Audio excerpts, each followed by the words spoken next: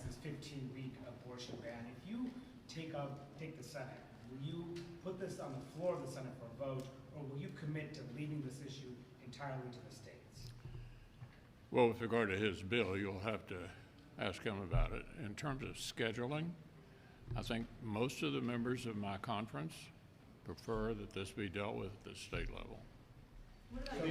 That was Senator Mitch McConnell out of Kentucky responding to questions about the late-term abortion ban that another GOP senator would like to introduce. Now, I don't know if the look on Mitch's face is one of disappointment, or better yet, him realizing what this all could mean for midterm elections in less than 2 months, or if it's just his, just the way he looks, resting Mitch face.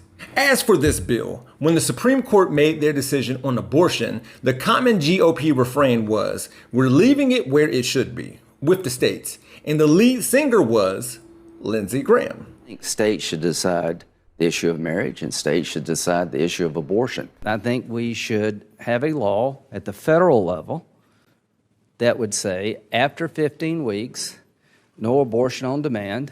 Asked about his previous position that abortion was a states' rights issue, Senator Lindsey Graham said the bill was meant as a counter to a Democratic bill aimed at codifying abortion rights that failed to pass the Senate in May.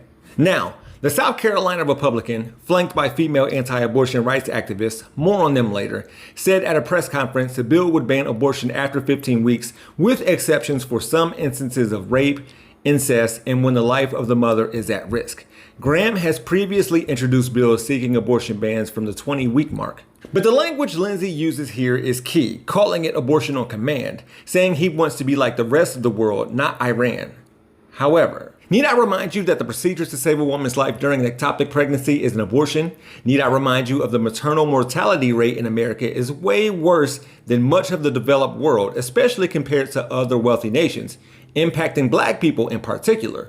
In countries where abortion is broadly legal, there are between 36 and 47 abortions performed annually per 1,000 women, ages 15 to 49. And what about in countries where abortions are prohibited altogether? In these countries, there are between 31 and 51 abortions annually per 1,000 women, on average. In the end, highly restrictive abortion laws don't correlate with a lower abortion rate. Instead, those laws correlate with more unintended pregnancies, which ultimately leads to an abortion rate comparable to what's observed in countries where the procedure is accessible. With that said, late-term abortions are very rare. In 2015, more than 400,000 abortions took place in the U.S. Of those, just under 6,000, or 1.3%, happened on or after 21 weeks of pregnancy.